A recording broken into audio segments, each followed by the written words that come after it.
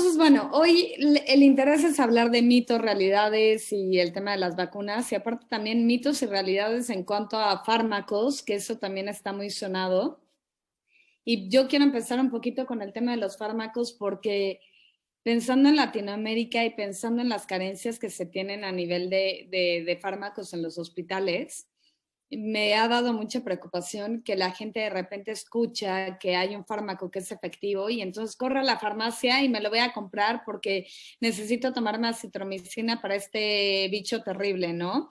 Y a la mera hora pues terminamos afectando el tema del desabasto y estamos afectando también, o sea, estamos creando una resistencia a bacterias y a microorganismos que no tiene sentido porque la citromicina no es para el coronavirus y no, o sea, no es para una fase inicial y no es la manera que lo tendremos que tomar de manera ambulatoria. Les voy a explicar luego por qué. Pero bueno, una pregunta que a mí me hacen muchísimo es como, oye Violeta, y aparte una práctica en Palestina, que todos van al hospital y de repente regresan con sus vitaminas D, C, zinc y de todo, ¿no? Y es como, oye Violeta, pues me dio esto el Ministerio de Salud y me lo quiero tomar. O sea, a mi punto de vista, te puedes tomar todo lo que tú quieras.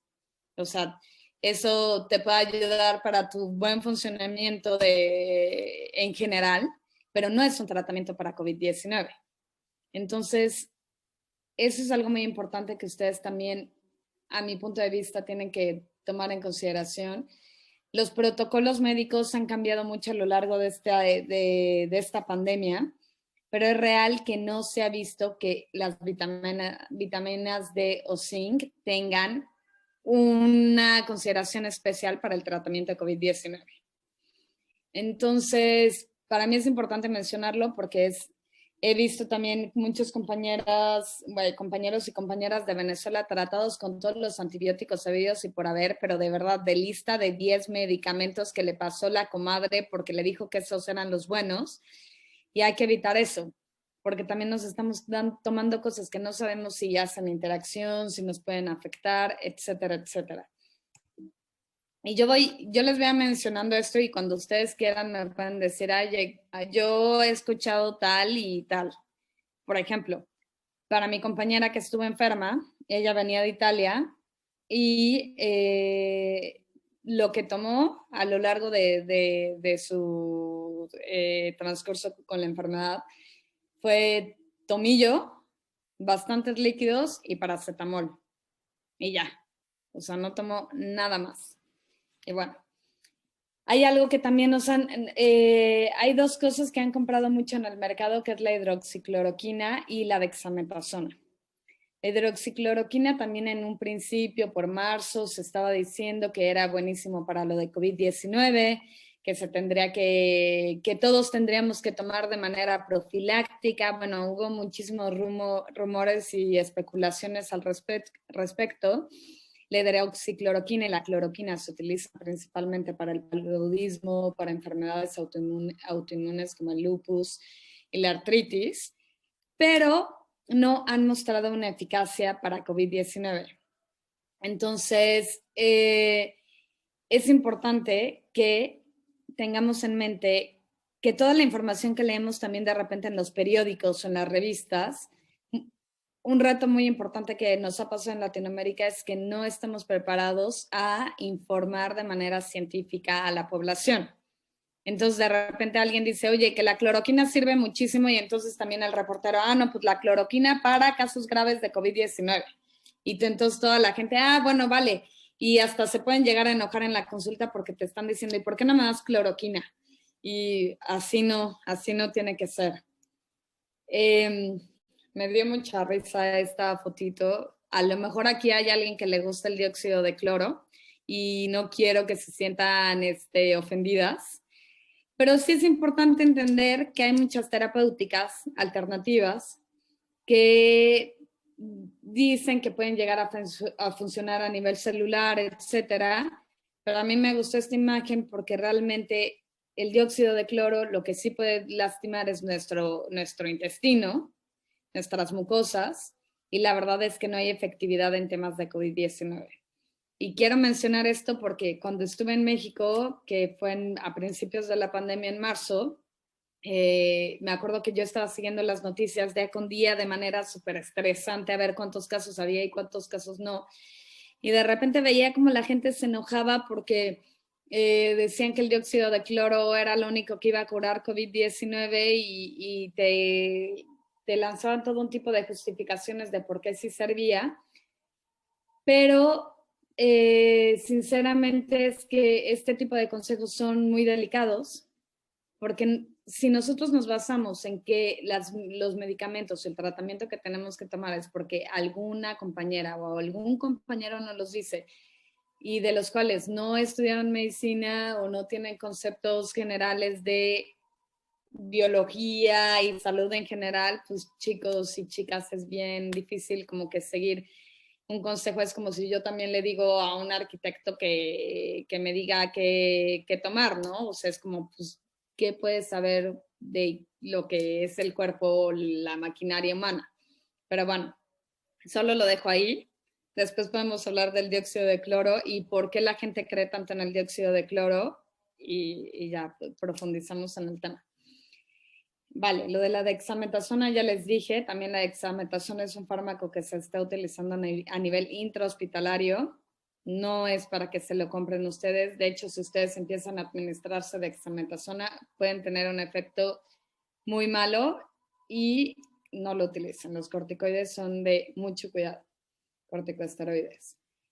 Otra cosa, que era lo mismo que les decía los antibióticos.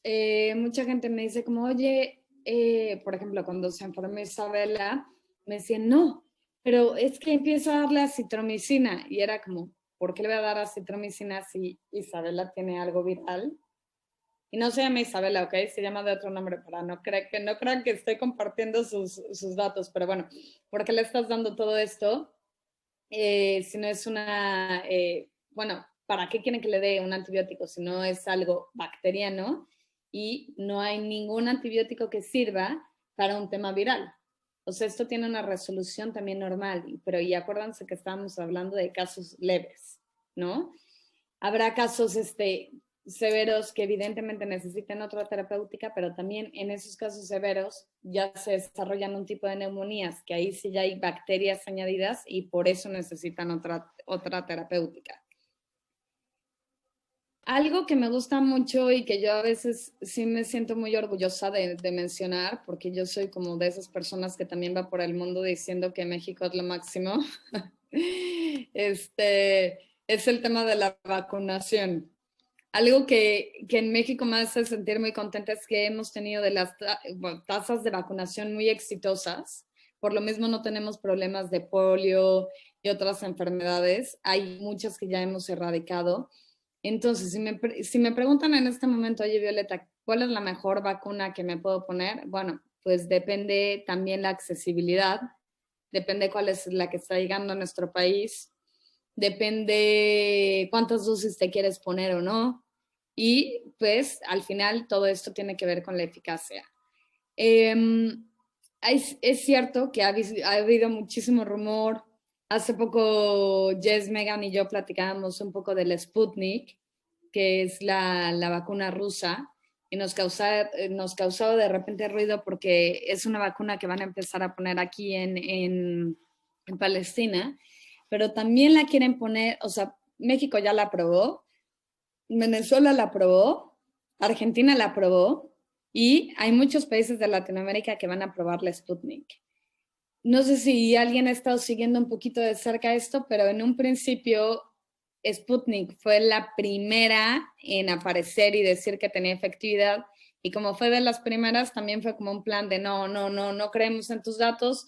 ¿Qué onda con tus casos? ¿Dónde está el reporte? Y sí es cierto, faltaba el tema del reporte. O sea, faltaban como datos científicos que nos aseguraran de su eficacia.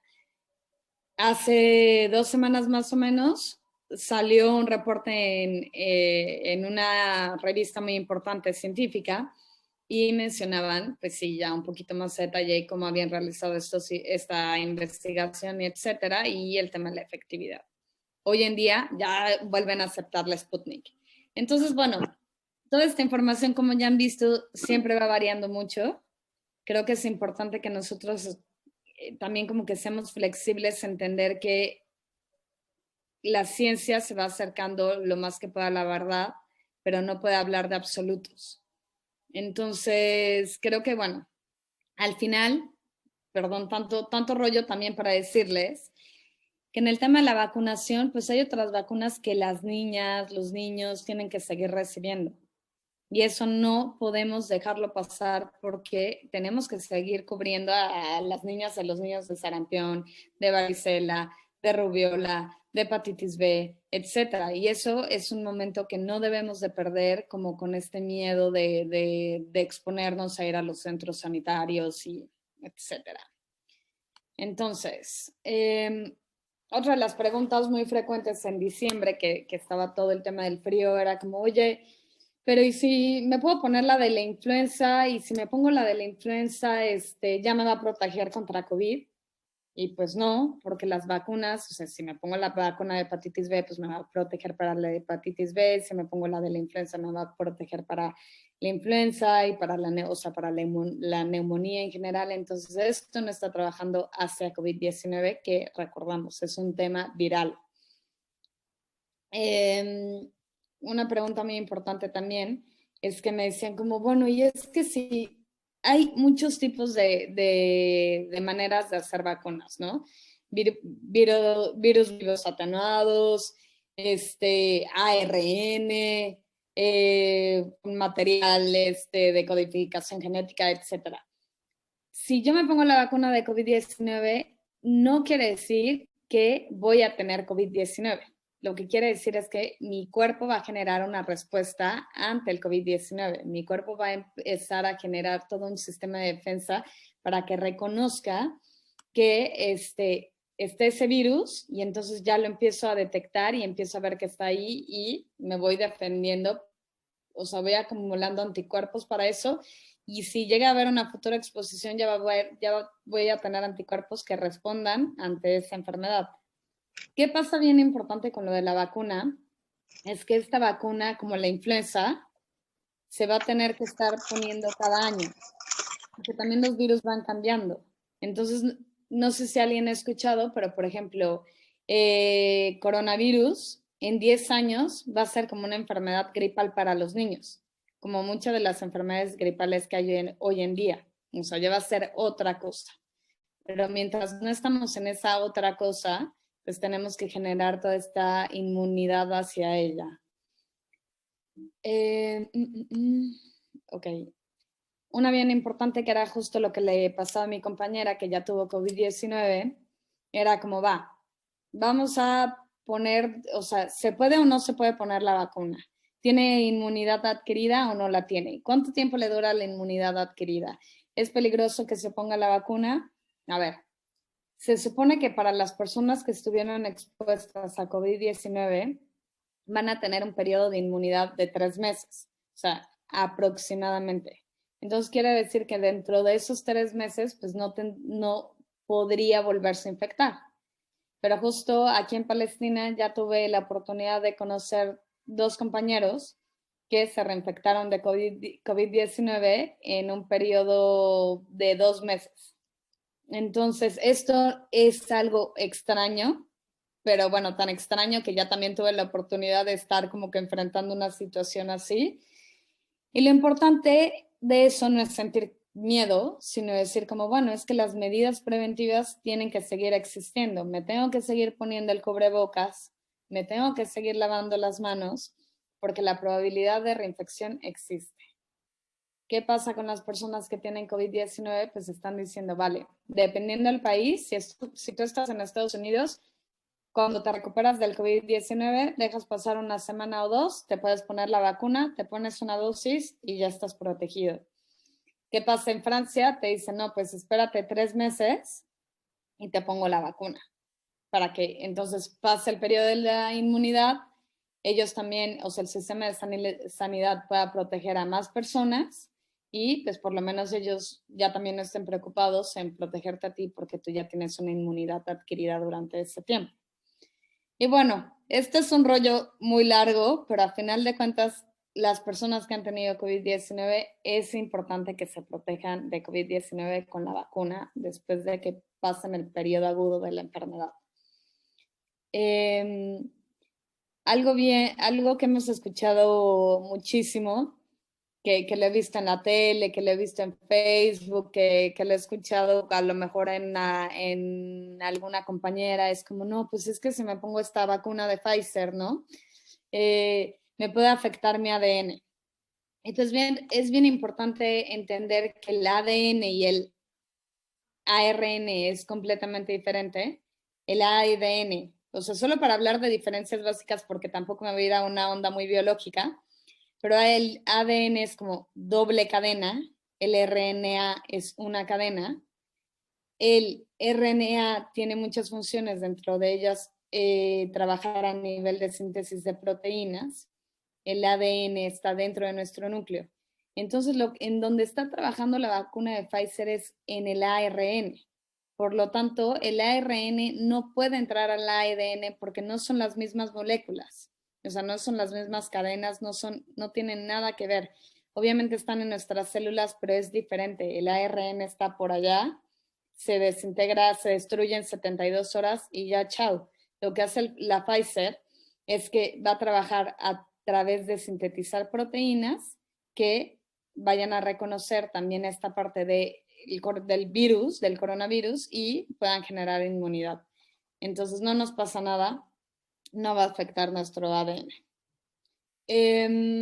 Una pregunta bien importante y bien válida todas son válidas, pero bueno, esta me parece que es bien peculiar, porque me han dicho como, oye, ¿y qué tal si me quiero embarazar en unos 6 meses y me puse la vacuna?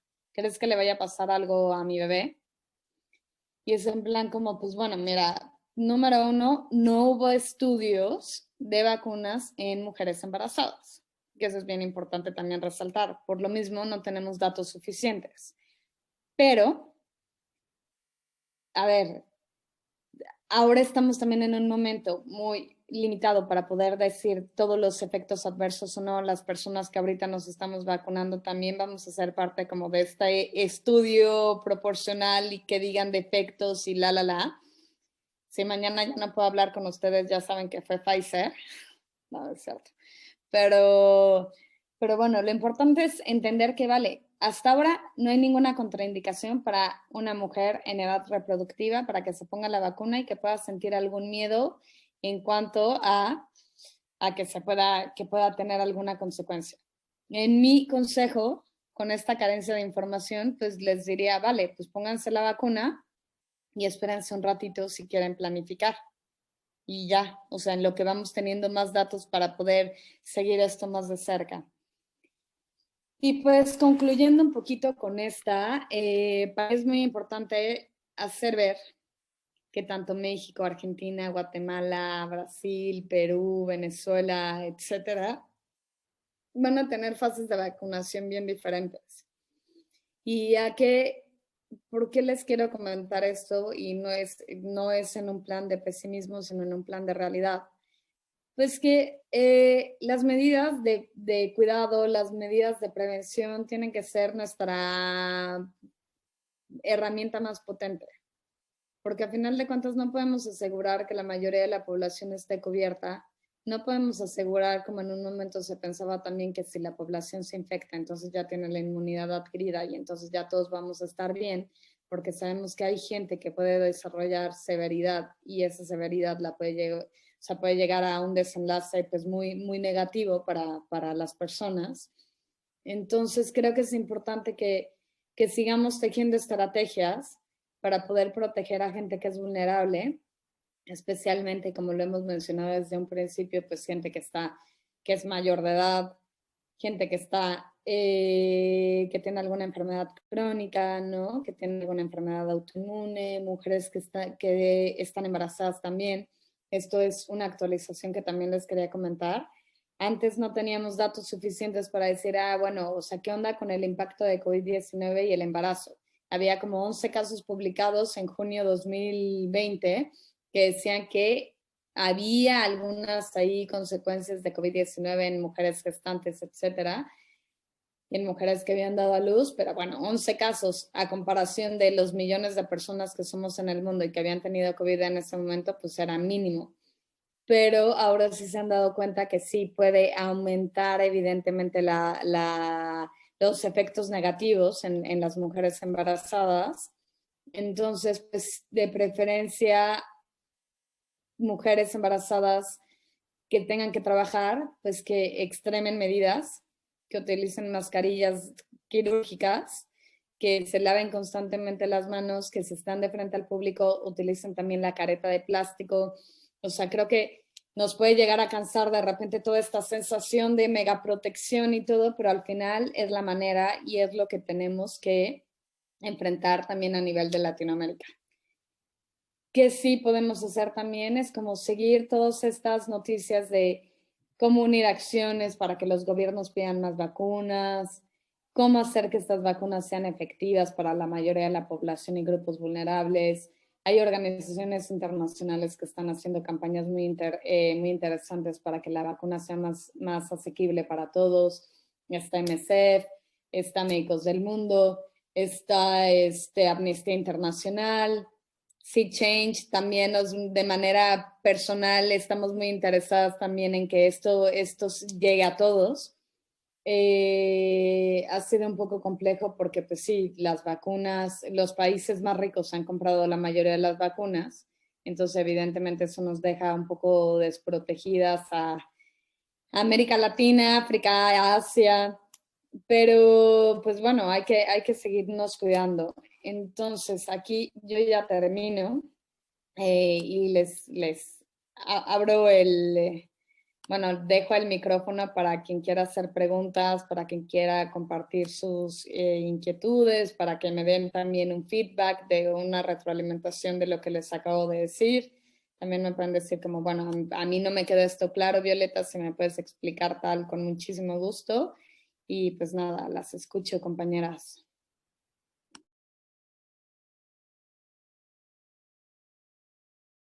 Bueno, en mi caso,